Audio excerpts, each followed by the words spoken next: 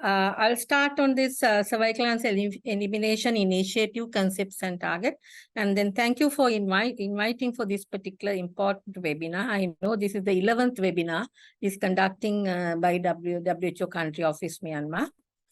And then I'll just start the presentation. As everyone knows, cervical cancer is the fourth most commonest cancer among the women in the globally.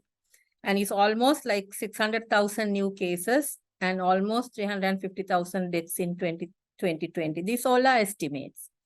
And the other sad point is 90% of these new cases and deaths worldwide occur in low and middle income countries. So again, that another important thing, women living with HIV are 6 times more likely to develop cervical cancer compared to the women without HIV.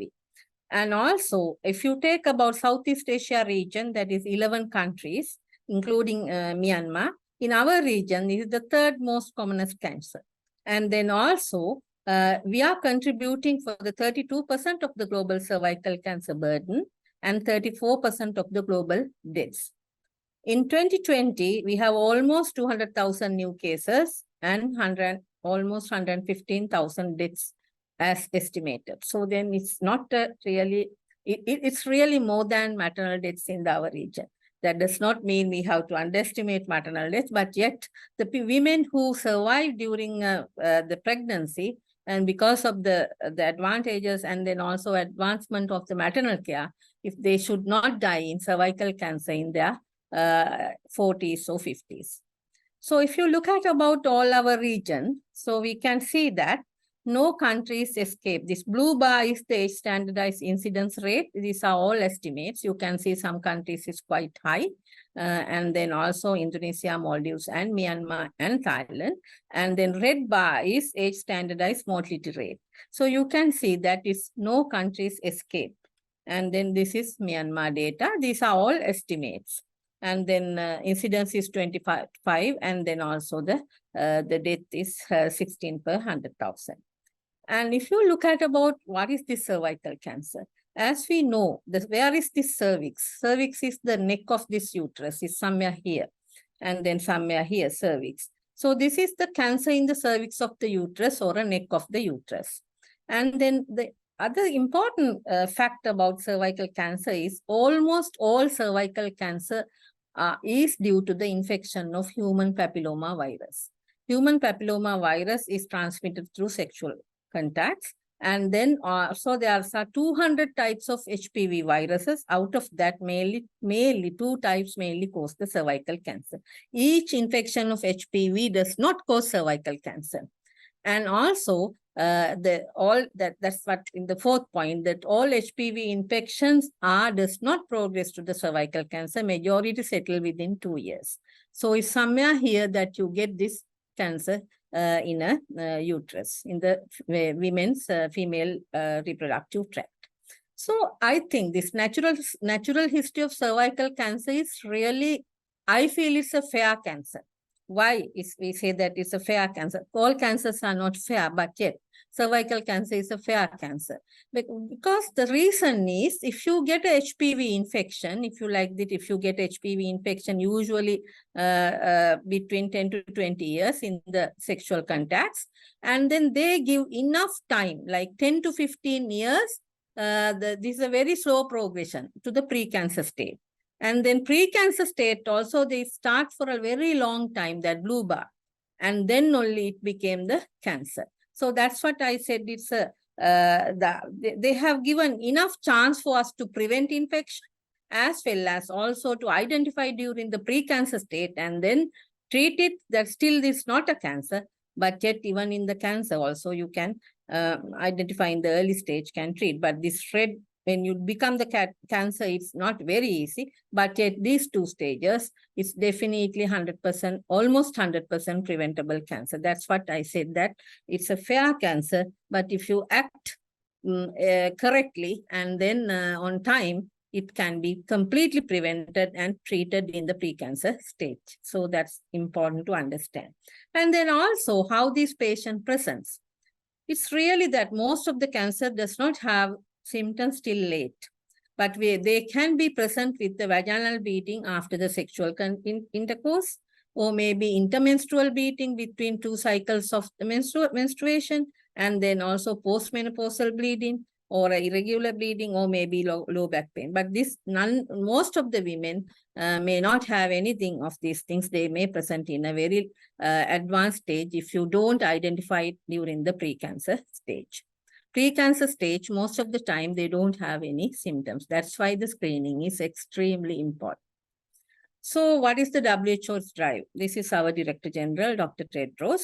In that 2018, WHO DG called to action on eliminate cervical cancer. This is the only first cancer I understand is try to eliminate. We usually try to eliminate polio or measles or malaria or something, but cancers, this is the first cancer that WHO decided to be eliminated. And then also in our executive board 2019, they advised to develop the global strategy by the secretariat, and 2020, the Cervical Cancer Elimination Initiative was launched. And the global strategy to reduce cervical cancer was introduced and launched. This is the global strategy. That means advise countries to guide countries to go for elimination pathway, that all these new evidence and how you should proceed has given in this document.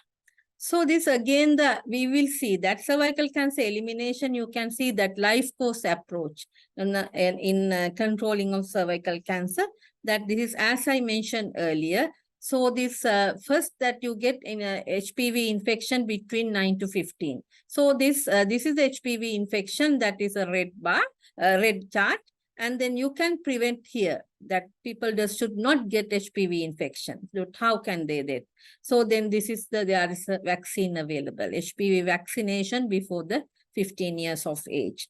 And they say that it can give it to the girls and boys both, but yet governments are WHO mainly recommending for girls because of this costly vaccine. And then we may, because the cervical cancer, you get it in mainly get it in the girls. And then also that we can educate them how to avoid sexual contacts. And there are several to understand about. And there's also a relationship with tobacco also, with after the HPV infection, and then relationship to develop into the precancer.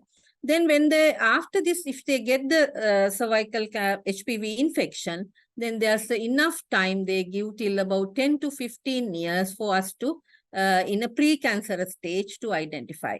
Then pre-cancerous stage means that still cervix has changed, but not changed as a cancer. So then what we have to do? From this stage, we can do the screening. Then screening with the high performance test, that in the women more than 30 years, that we will later tell about how to do this. And then also this is the stage we can identify in a early stage of before developing the cancer, but now the cervix has started changing. So there's screening tests are available. So that's why WHO highly promoting to screen these women.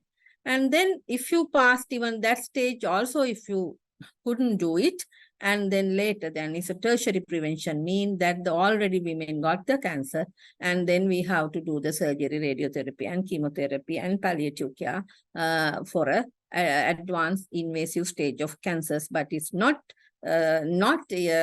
easy and then quite costly, but yet services are available. It's always better to be prevent at the getting HPV infection through vaccination, or if you get the HPV infection, you identify it during the precancerous stage. So how this WHO developed these things? So then can we do only the HPV vaccination and eliminate cervical cancer? Actually, this the status quo mean now there is about 600,000 cases and annually, and then if you continue like this without doing anything, it's continue like this and it's increase. And if you do the blue vaccination, yellow, the green one is only vaccination. If you do only vaccination, it take long time to eliminate the cervical cancer.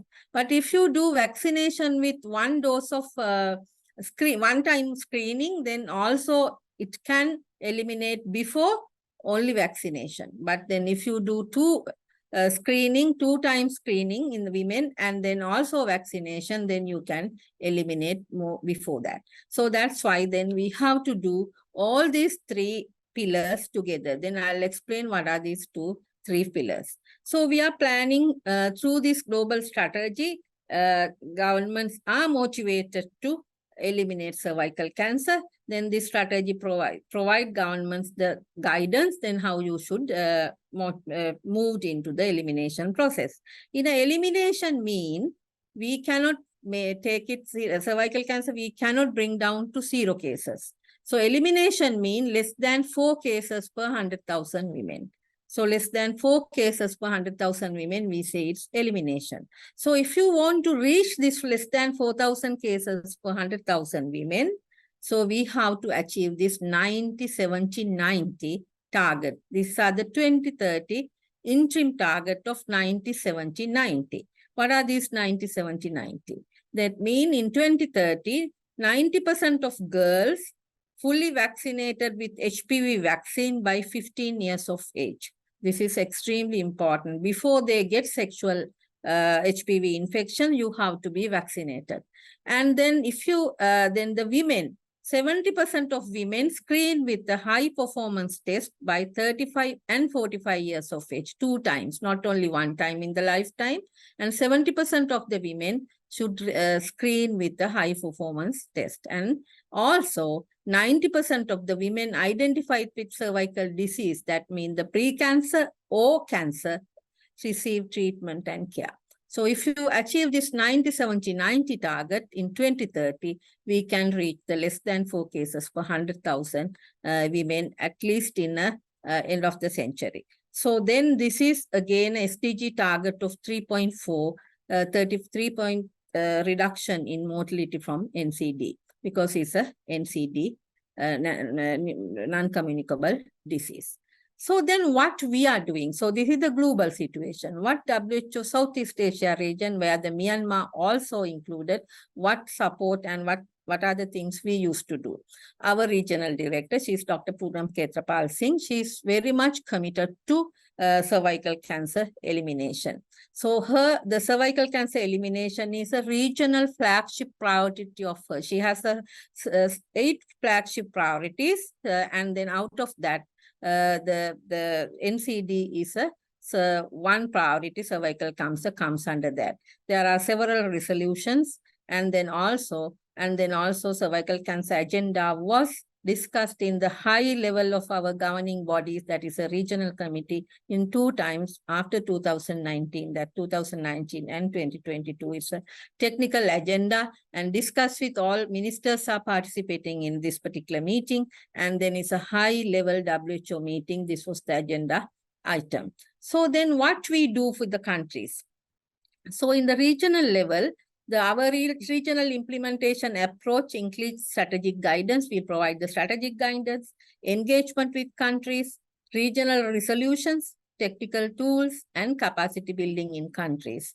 And also cross-country learning means that we share some good examples of countries who are moving in and support for monitoring and reporting. So based on that, in 2015, actually, before even this elimination strategy come, our region has developed the cervical cancer elimination strategic framework.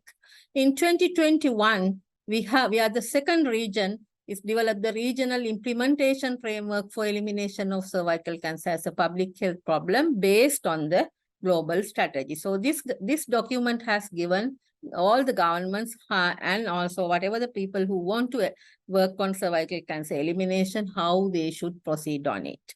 And then also a vaccine implementation plan in Southeast Asia region is 2022 to 2026. Is also given the very all guidance on HPV vaccination. And then also SRH strategic plan has given a good account on how cervical cancer screening and management of pre-cancer. And then also NCD implementation roadmap also given a good account on how to treat cervical cancer, and then including invasive cancer and the palliative care.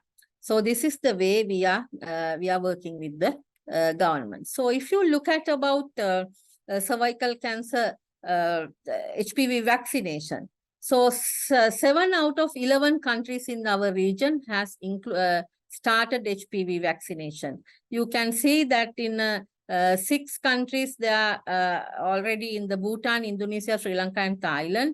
They have started 2 doses, and 1 dose regime has started in Maldives and Myanmar, because now recently WHO has found the evidence you don't need 2 doses. Even for this HPV vaccination, 1 dose is enough to prevent the cervical cancer. And then also Bangladesh also started 1 dose very recently in subnational level, and India also started in some states, but they are planning to do it next year. And then also planning to introduce 1 dose in India and the Nepal and Timor-Leste in 2024. So this is how our cervical cancer HPV vaccination is process. We are I think our region, including Myanmar, has progressed very well in cervical cancer HPV vaccination. So when you look at about screening, we can say that 7 out of 11 countries is doing population-based screening programs. But the issue is the coverage. But we have no countries, no countries has reached the 70% except Bhutan. Bhutan recently reached the 70% coverage of screening, and Thailand is there.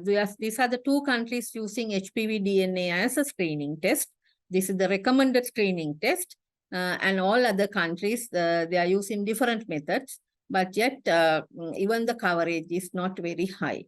But Bhutan and even Sri Lanka coverage is also not good. Thailand they are reaching at least to the higher coverage. So there's a long way to go in this area.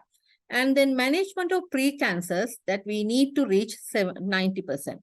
That is actually, we are very far from that target, because in all the regions that we are having guidelines and everything, 7 out of 11 countries, and they use cryotherapy and thermal ablation. And then Professor Neerja will discuss about these things. And then some countries still do biopsy and then treatment, but yet long way to go. The good thing is that most of the countries, this is management of pre-cancer has included in the UHC package. That means everyone getting the access. And then recently also we have even supported Timor-Leste to establish the first ever facility for treatment of pre-cancerous lesion. Even in that country didn't have anything, but Myanmar is having several centers. Even we supported to expand 1 center recently. And then also Bhutan and Thailand is quite advanced in this compared to the other countries. And then also the WHO Sero region is the first region to develop this cervical cancer screening training course on cervical cancer screening. We have developed all these modules, and then we have trained all the countries, and including Myanmar, a lot of staff we have trained using this thing. And then also, even the COVID time, we have started on online colposcopy course, and there are capacity building we are supporting always for the member states. And then also management of invasive cancer there's a WHO HQ guidance on this. And based on that, Sero region is working on with the countries to establish management of advanced or invasive cancers. And then, but yet, there are several delays occur in this after diagnosing or even before diagnosing to get the treatment. So there is extremely difficult areas. And then also, but SIA cancer grid is now in the next biennium. We are planning to expand this area very much with the countries to and also do networking to establish the cancer treatment. And then other thing is a palliative care.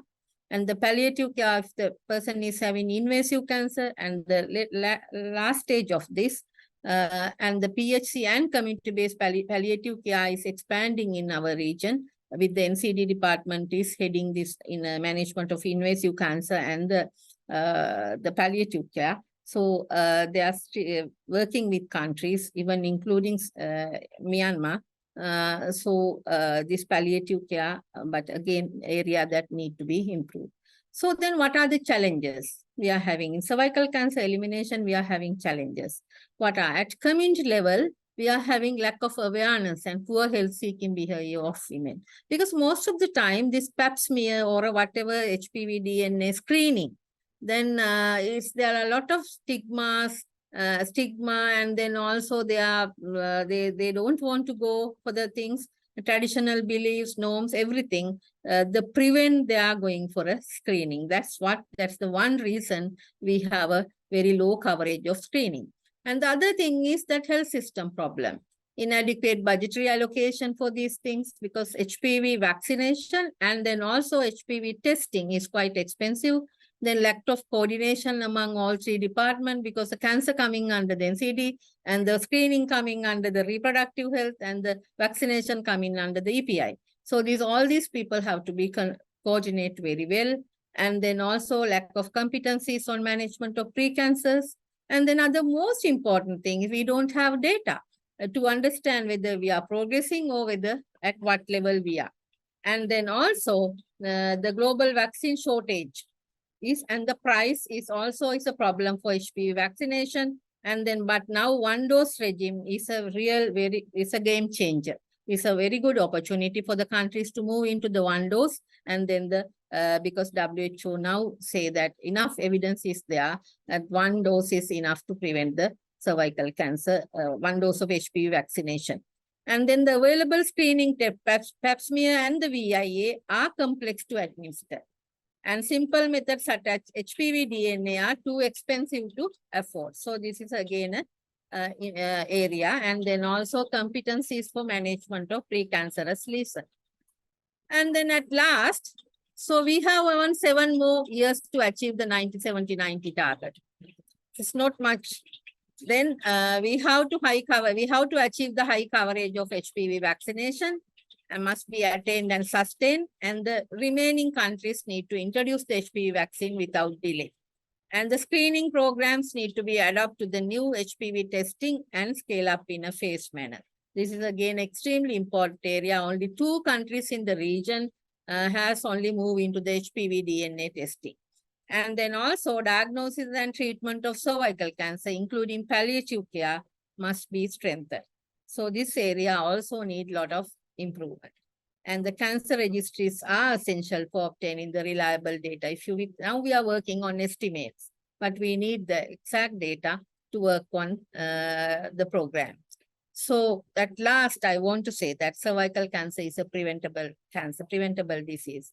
And it is curable if detected early in precancerous stage and identified and treated adequately in early stage of cancer. So that means that's what I said, it's a fair cancer, giving enough time to act for a person and also for the health system to act. It is a very slow growing cancer, ideal disease for screening and treatment. Thank you very much. I think if you work together, we can end cervical cancer. Thank you. Thank you again for giving this opportunity. Thanks.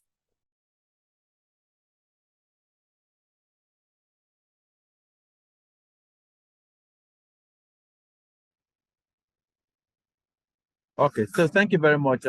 Thanks to WHO CRO colleagues and as well as the WHO Myanmar for inviting me on steps to take, especially in Myanmar, to eliminate cervical cancer as a public health problem. It's really, really timely that we actually develop our capacities to ensure that cost-effective interventions are implemented at scale. So as the title shows, I'm going to be talking about the WHO recommendations and protocols for cervical cancer screening. And my colleague that spoke shortly before me now has actually laid the groundwork in terms of what cervical cancer is and what and she has touched on some of the points on the elimination. And so we already know that what the elimination targets are in terms of 90, 70, 90, and that if this is achieved by 2030, it will put countries on track towards eliminating cervical cancer as a public health problem and so that it will maintain the rate to achieve the rate of less than 4 cases per 100,000. And like was mentioned, it's going to contribute towards the SDG target on premature mortality reduction from NCDs by 2030. So it's really important for us to ensure that cervical cancer is eliminated. Now, so WHO's recommendation for cervical cancer cuts across both, because in addition to the normal women without HIV, we know the risk associated between cervical cancer, HPV, and HIV. Women with HIV are 6 times more likely to get cervical cancer. So WHO's recommendation for screening and treatment of women also cuts across women in the general population and as well as women that are living with HIV/AIDS. And the recommendations covers the age to start screening, the screening strategies to be used, what treatment to offer women based on their results, and then what the follow-up should be. So in terms of that, more specifically for the general population, we know that the 70% of women should be screened with a high performance test by age 35 and 45. So the target age for general population is 30 to 49 years old. And they should be screened at least once, that was mentioned, but the screening interval should be between 5 and 10 years after the first screening. And in addition to that, the systems will need some implementation consideration, including ability to register, and it was mentioned the need to have data or to see progress. So there needs to be ability to register and recall women at recommended intervals. So that's for the general population. For the women living with HIV, it's similar in terms of screening interval, frequency of screening, but the age threshold is lower because we know that, like I mentioned, women with HIV/AIDS are more likely to get precancerous lesion and for it to develop to cancerous lesion at a less frequency, within a less time interval. So for women living with HIV/AIDS, the age recommended for screening is between 25 and 49 years old. And of course, the additional implementation consideration would include feasibility of integrating HIV testing and treatment with cervical cancer. So cervical cancer screening should be integrated into the routine services that is offered in HIV treatment and care centers, in addition to availability of pathways for triage for women that are positive. And we also have, for women that are 50 years and above, that above the age cutoff for 49 years. Although WHO has no specific recommendations, but it will depend on the specific risks for those women.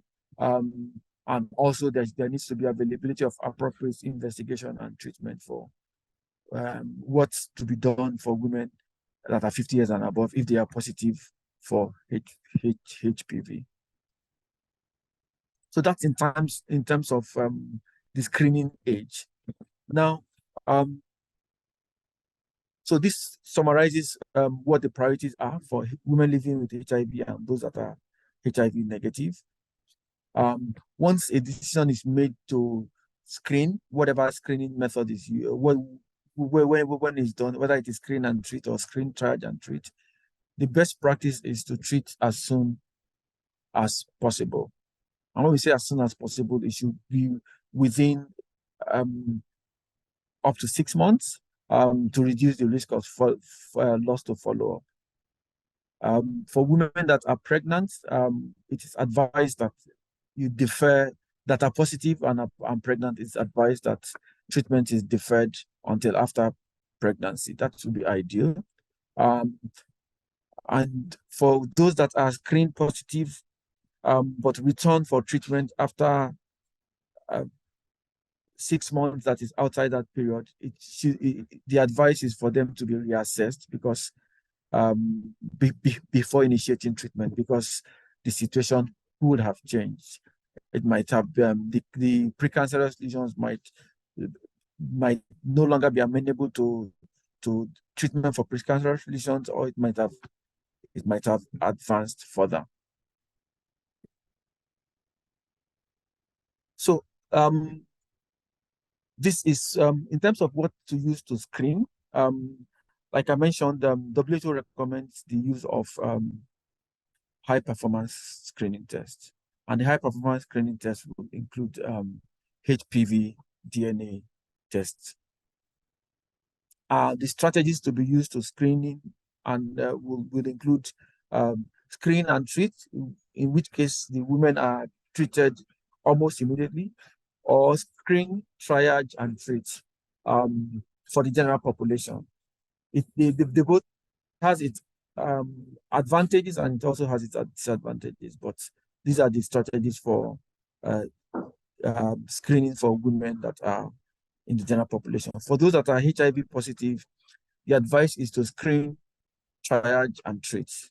Of course, using HPV DNA as the primary test, and then the screening interval is between 3 to 5 years, unlike the general population where the screening interval is 5 to 10 years. So this slide just summarizes what to do and what to use as triage. I mentioned that traditional, the primary screening test should no longer be cytology or VIA. The recommendation is to use high performance tests, which can be HPV DNA or mRNA testing, using the screen and treat approach, or still HPV DNA, but using the screen, triage, and treat approach. And the triage will include HPV DNA molecular testing, VIA, cytology, or colposcopy. And of course, the treatment can be either thermal ablative treatment, or it can be excision, or if the lesions do not qualify for thermal ablation or excision, to be referred to higher level. For women living with HIV/AIDS, the screening should be with HPV DNA testing, and the recommendation is to have a screen, triage, and treat approach. And triage will be the same as for the general population, using either molecular testing for HPV 16 or 18, or VIA, or cytology, or colposcopy. And the treatment will depend on the lesion and what is found. And it can be either through ablative treatment, excision, or if it's beyond that, to referral for more complex treatments. Now, I mentioned that WHO's recommendation is on use of high performance tests, the HPV. HPV, because the challenge is that for most countries, using other methods has not really achieved the scale of 70% that is envisaged. So with HPV testing, it has a high sensitivity and it will improve effectiveness of cervical cancer screening. It's more technically feasible for program scale-up because you have, of course, options for automation or semi-automation platforms. Using HPV DNA testing, especially if there's a self-sampling collection, would also serve as a risk stratification tool. As in, we know that majority of the population will be HPV negative, so would not require additional internal examination. So it's a risk stratification tool that also frees up time for the healthcare worker and for the experts to be able to focus on the key ones the 10 to 20% of women that will really require those services. So HPV DNA is recommended for screening. In terms, this is looking at the screening, the different types of HPV DNA and what the the timing and the advantages and the disadvantages are.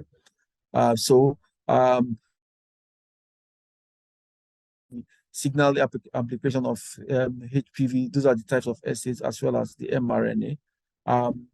And the HPV DNA test is recommended for HIV positive women. If not, the mRNA is not recommended for them. The advantage also of the HPV DNA is that it can also has the option of the self-sample collection, as well as be as part of the point of care, which is really important in terms of if we are going to do if the option is to go to the field and test in the field. So in terms of the screen, I mentioned the screen and treat and the screen and triage. What is meant by screen, triage, and treat is that the triage for screen and triage, the decision to treat is based on another test aside from the primary test. So being positive to a primary test qualifies for if follow-up testing to be able to make a decision on whether to treat or not to treat. And so for the general population, it's recommended, but as well as for the HIV positive population, screen, triage, and treat has the peculiarity that it will require more than one visit to the health facility, and of course it would mean that there's more likelihood of having loss to follow up. But the advantage is that it will reduce over treatment. Unlike the screen and treat approach, which can of course have a single visit approach, which can be used. And the disadvantage here is that it will also it can lead to some form of over treatment, because there is no triage to really confirm the eligibility for treatment. But the advantage of this is when it's for outreaches. It's important, and it's useful to reduce loss to follow up. But for HIV positive women, the advice, like I mentioned, is to have screen, triage, and treat approach. So in terms of treatment, there are two options for treatment. The options are either using ablation, which means using heat or extreme heat or cold to kill off the cancerous lesion, or to use to use excision to be able to excise the lesions. Now, for ablative treatment, it can be performed by trained nurses, primary care physicians, and also by experts. Typically, there are two types, and each has its advantages and disadvantages. The cryotherapy is using a cold probe to freeze abdominal cells of the cervix.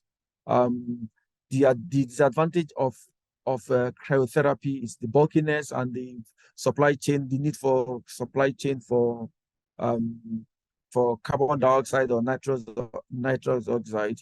And then the thermal ablation is using heat to destroy abnormal cells. We also for this there are portable devices that can be used.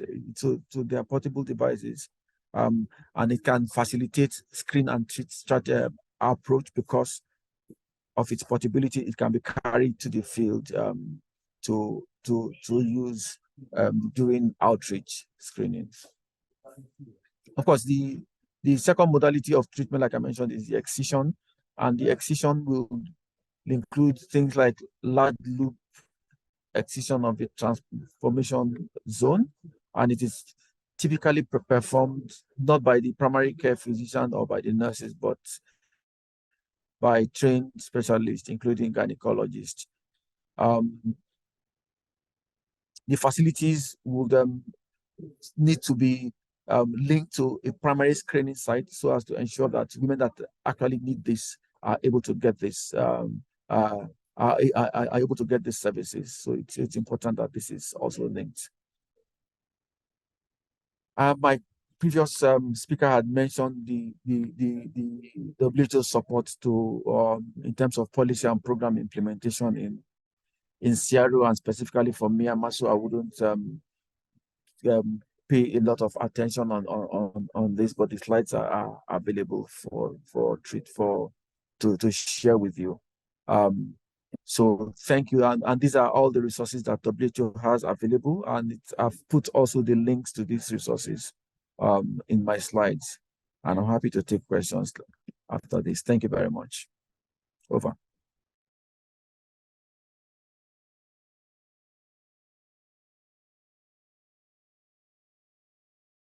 So my topic today is WHO guidelines for the use of thermal ablation for cervical pre-cancer lesions.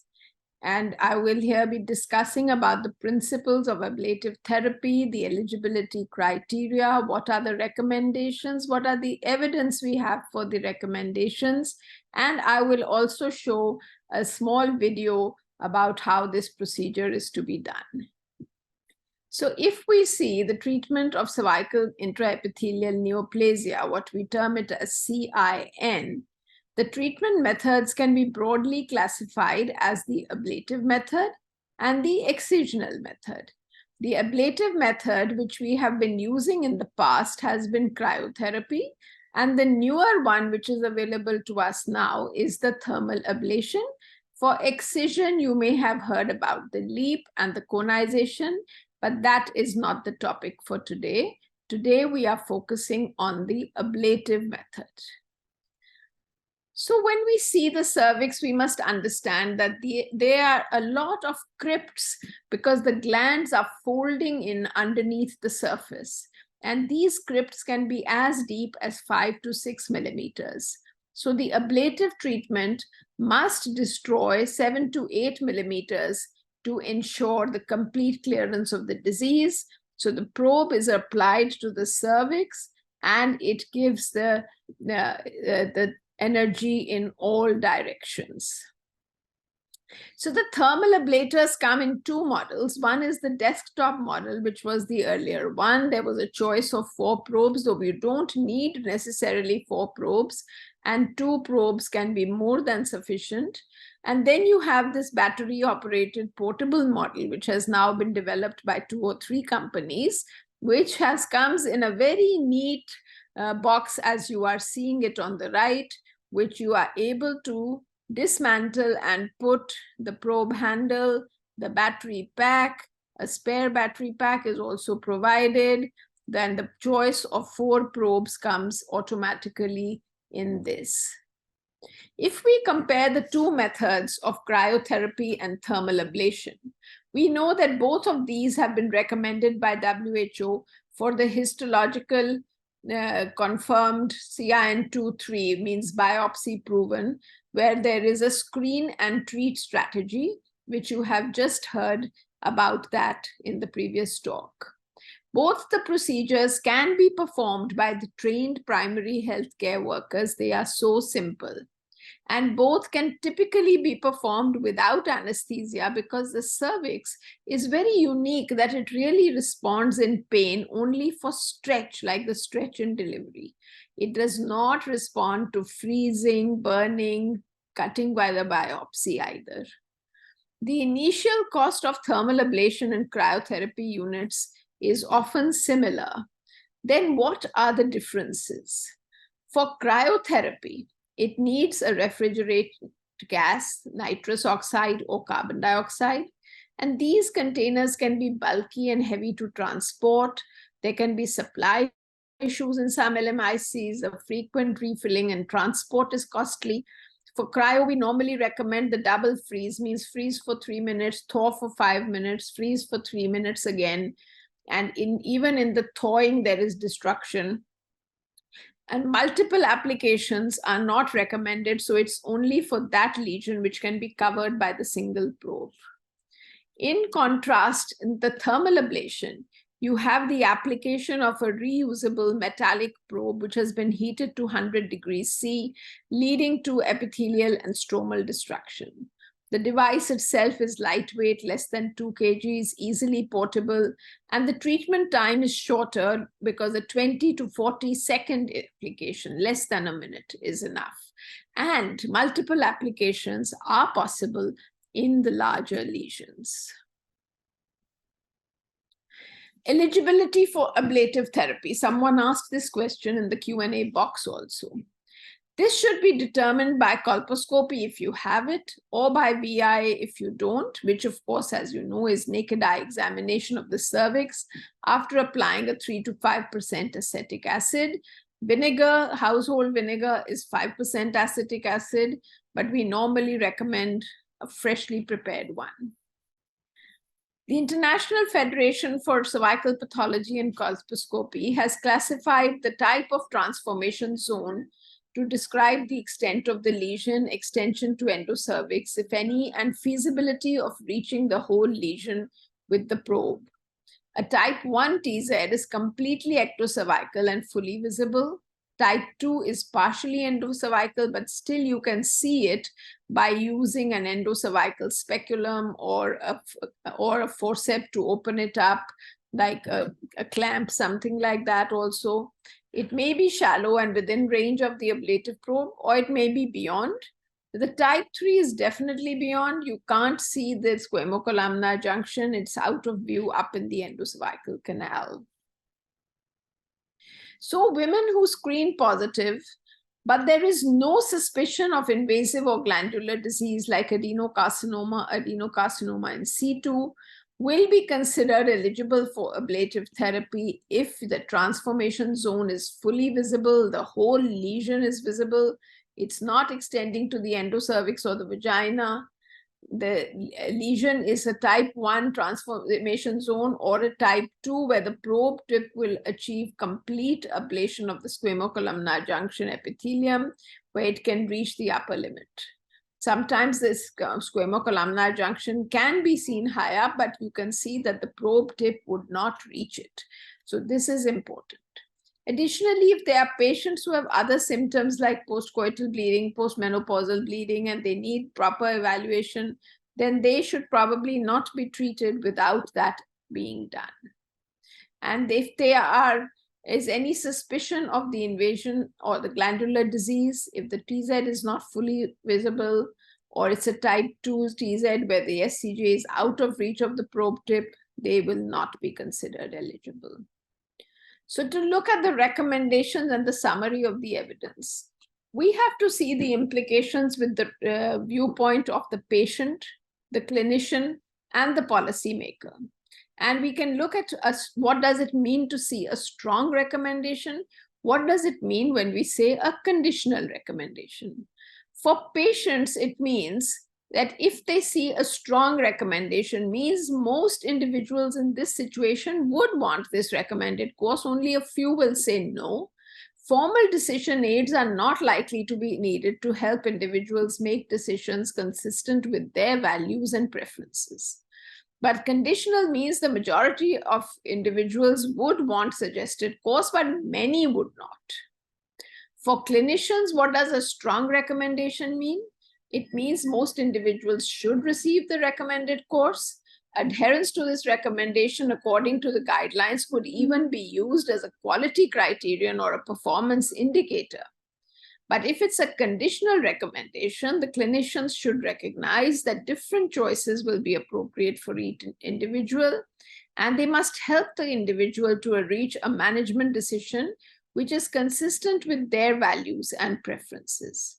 Decision aids will be useful in such cases to help the individuals make decisions which are consistent with their values and preferences while keeping the scientific agenda in mind. And for policymakers, a strong recommendation means the recommendation can be adopted as policy in most situations, but a conditional recommendation will mean that they will require substantial debate and involvement of various stakeholders before accepting this as a policy. So this is a cartoon to show you the treatment options for women with histologically confirmed CIN2+, what we call it, CIN2, CIN3.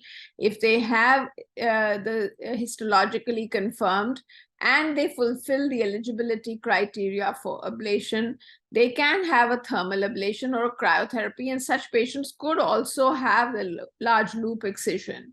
But those who are not eligible must have only the large loop excision, except when it is not available, and then they have to be referred to a higher level of care for the cone biopsy, trachelectomy, or sometimes the hysterectomy procedures. Treatment for women who have tested screen positive. The one we saw were those who already had biopsy proved. But here we are looking at those who have only had the screening test, either an HPV test or a VIA, or the HPV test was followed by a VIA for the visual assessment if they are eligible or not eligible for ablative treatment. And accordingly, if they are eligible, they go to thermal or cryo, depending what is available to you.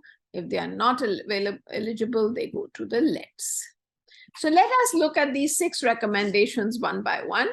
The first is about the choice of methods and the thermal ablator specifications. So here WHO has suggested that either LETs or cryo or thermal ablation can be used to treat women with histologically confirmed CIN2+, which are eligible for thermal ablation or cryotherapy. We saw this just now in the cartoon. It's a conditional recommendation with a moderate certainty of evidence.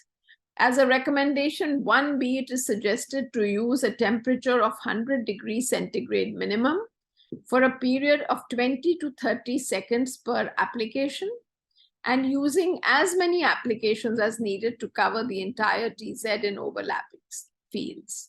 So why are these coming more as conditional recommendations, low certainty of evidence? It is based on the kind of data that is available. And until we have the powerful randomized controlled trials, we don't get a strong certainty, and we have to depend on what we have as the evidence. So if we look at this evidence, the recommendation is basically based because previously we already had the recommendation of either cryotherapy or LETs for histologically confirmed CIN2-3. Here we have added the thermal ablation to the cautery.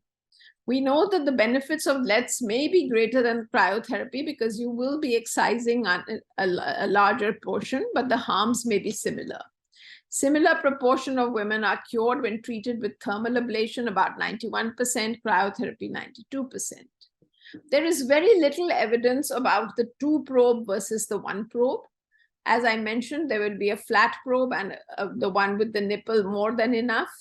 But there are some evidence to say that the women may be better cured with the 2 probe, which is 95%, more than the 1 probe, but very low certainty. The temperature used was 100 degrees, and when they looked in the subgroups at 100 versus more than 100, that is up to 120 degrees, there was not much difference in curative. That is why we stay with the 100. Similarly, when the probe was applied for 20 to 30 seconds versus more than 30 seconds, it doesn't add much to the cure. And multiple applications up to 5 times have been used to cover the entire transformation zone.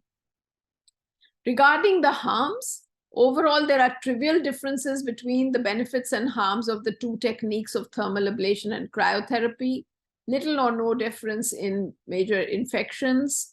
Thermal ablation may have slightly fewer major bleeds compared to cryotherapy, and there may be little or no difference in premature deliveries after thermal ablation compared to the general population. Acceptability of both the procedures is likely similar. There are slightly fewer women with pain after thermal ablation compared to cryotherapy, and many healthcare providers find the thermal ablation to be more acceptable because it takes less time to perform, it's very easy to perform, and it is perceived that it is causing less pain. Regarding the kind of equipment, as we said, the initial costs could be similar for both, but the maintenance costs are likely more for the cryotherapy because of the gas. Transport of this gas cylinders makes it less feasible in certain settings. It also results in delay in treatments. The thermal ablation requires electricity, and the portable have the option to charge the batteries for the battery-driven devices. So you do not need to be in a place where there is constant electricity. You can charge them when the electricity comes and use it later. So likely there are large resource savings with the use of thermal ablation, but whether you choose this or that will be based on expertise, training, equipment and consumables, infrastructure, and resources. Since the previous recommendation had said either cryotherapy or LETs, and there are trivial differences, so this present recommendation suggests the use of thermal ablation, cryotherapy, or LETs. The women living with HIV are a very special group. They deserve all the attention because they have the 6 times more risk. There are no comparative studies evaluating benefits and harms here of thermal ablation compared to other methods, or no treatment in women living with HIV with histologically confirmed CIN2-3. Few studies have evaluated the cure or other outcomes in this group with the thermal ablation. The proportion of cures was similar to in the women living with HIV compared to the women not living with HIV.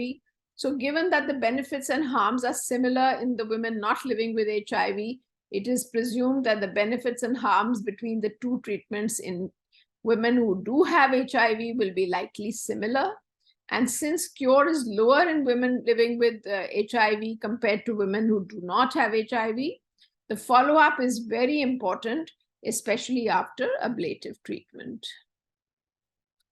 If we look at the women who are not eligible for ablative treatment, this is recommendation 2.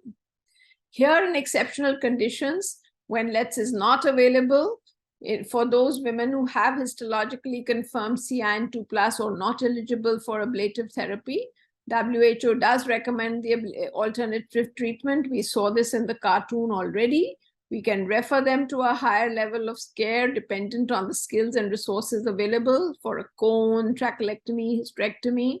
And this is a strong recommendation, although the low certainty of evidence is there. So what is the summary of evidence in women not eligible for ablative? They say no evidence comparing ablative treatments with excisional procedures to treat the transformation zone or lesions extending into the cervical canal or covering more than 75%. But it was generally agreed by the guideline development group that thermal ablation trips will not reach or cover the lesions in these kind of patients with the large lesions or those getting into the canal. So there's higher proportion of failed treatment or recurrence. So it is essential to perform excisional therapy so that you do not inadvertently miss an invasive lesion. And this is the basis for suggesting that if the LETs is not available, they should go for the procedures like the cone, the trachelectomy, or the hysterectomy. Implementation, monitoring, and evaluation are very important. The proper techniques for sterilization, according to the manufacturer's instructions, monitoring the thermal ablation in practice, and information collected about facilitators and barriers to implementation as well as outcomes, information about women who cannot have ablative methods should be gathered, and these women who do not receive ablation, there should be infrastructure to access the excisional methods. For research priorities, we need more data about maintenance costs, logistics, information about the reasons why they are not able to use the ablative methods, measures of pain when a biopsy is done or not done before the thermal ablation, and research into abstinence, for example, in women of HIV positive status, because we do believe that after these type of procedures, when there is a raw area, the shedding is increased and there is more risk, but this is not confirmed by very many studies. Coming to recommendation 3 about the screen and treat programs, WHO suggests providing either the TA or cryotherapy to women who screen positive with these methods of either HPV, VIA, or high-risk HPV followed by VIA with no histological confirmation if they are eligible, or providing LETs when they are not eligible. And this is a conditional recommendation, though low certainty of evidence. And this is the evidence comparing effects of treatment with TA to cryotherapy was used to model the effects of providing either treatment after screening with these screening methods. The model has used evidence for effects of treating women with confirmed lesions from a systematic review of randomized and non-randomized studies. They have looked at the test accuracy they have taken for HPV, 95% sensitivity, 84% specificity. For VI, 60% sensitivity, 84% specificity from a systematic review. And this model has said that if 1 million women were to be treated with thermal ablation, there would be less CIN2+ recurrences, less cervical cancers, less deaths, less major bleeds, less major infections, and less women with pain. And they have given numbers per million as to how many cases we would be able to prevent. Regarding the summary of evidence regarding the benefits and harms, the guideline development group has agreed that women would probably value cure and acceptability of treatments, including pain, over other outcomes, and differences were similar to the benefits and harms found when modeled for women living with HIV.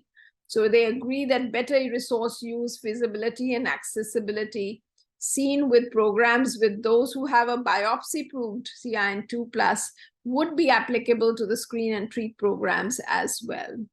The thermal ablation may lead to more immediate treatment in screen and treat compared to cryotherapy in some settings. Overall, the differences between benefits and harms of TA and cryotherapy in a screen and treat are small, but resource savings are likely to be large with the thermal ablation and more acceptable to providers and more feasible in screen and treat since it's portable and there is no gas, etc. required. So for the implementation, monitoring, and evaluation, I've already discussed these and the research priorities. I think this is getting a little bit similar, repetitive. So we'll come to the recommendation 4, which is the routine use of antibiotics, which WHO has said that prophylactic antibodies are not used, and conditional recommendation, very low certainty. But there were no randomized or non-randomized studies comparing the benefits or harms. The pooled proportion of infections requiring treatment was very low, 0.09%, with confirmed 0.14% with studies that did not report use. So they agreed that there may be fewer infections requiring treatment when antibiotics are provided prophylactically, but there is a risk of increased antimicrobial resistance and allergic reactions. We don't know about women's preferences or costs of taking antibiotics, but costs are likely greater, obviously, with the antibiotic use, and the potential harms and additional resources probably outweigh any benefits. So no routine antibiotics. Who should be the provider? Trained nurses, midwives, healthcare workers, and physicians can all be trained to perform the thermal ablation to ensure availability and accessibility of treatment.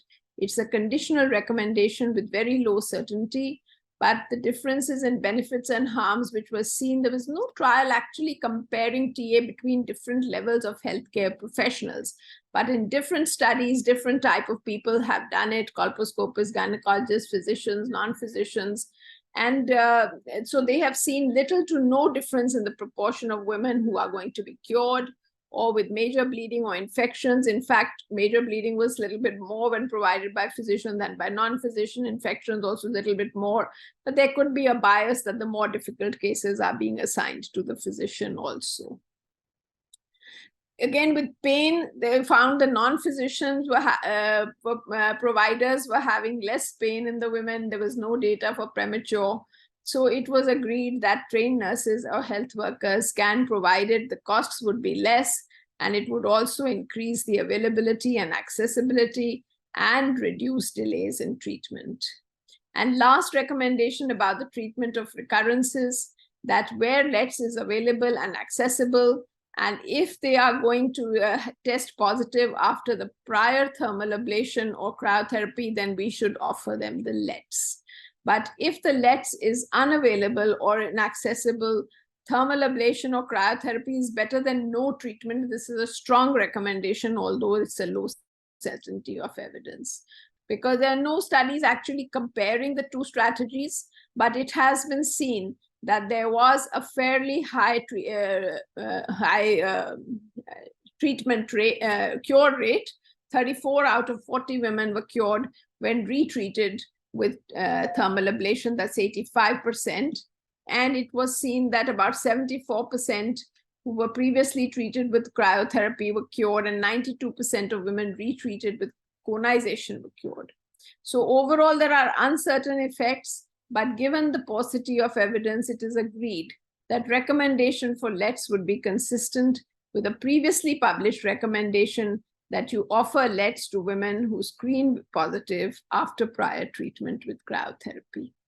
I have this slide to show you how simple is the equipment: an examination couch, a light source, the speculum, and the thermal ablator device. And all the consumables you need are cotton swabs, the 5% acetic and the Lugol's iodine. And I have this brief video to show you the same in a video format. This is two types of thermal ablator. Portable colposcopes would be good to identify. If not, of course, we can do it just by simple BIA. The cervix is adequately exposed. The excess mucus is cleaned off. The freshly prepared 5% acetic acid is applied very gently so as to not cause bleeding. Identify the squamocolumnar junction.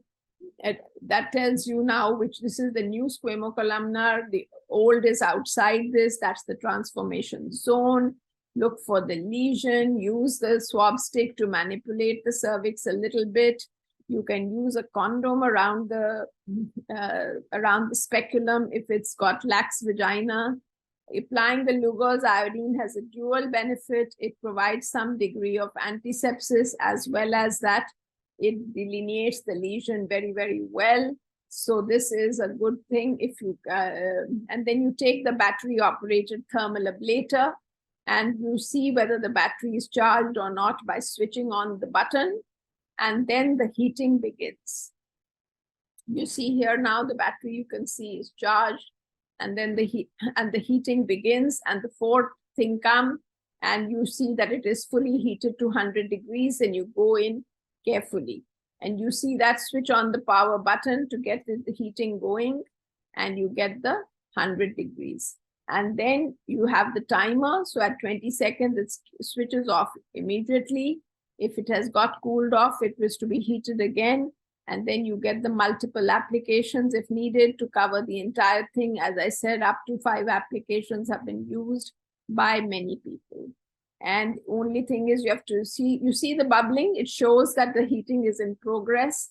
You can see the little bubbles. And when you take it out, you have to take it out cautiously and not touch the side walls, because you know that there will be a very hot probe which can cause a problem. So these are the steps I had written just in case that you have, by chance, the video was not playing, but basically it is all this that is the same thing that we have already talked about. Post-treatment advice is very important.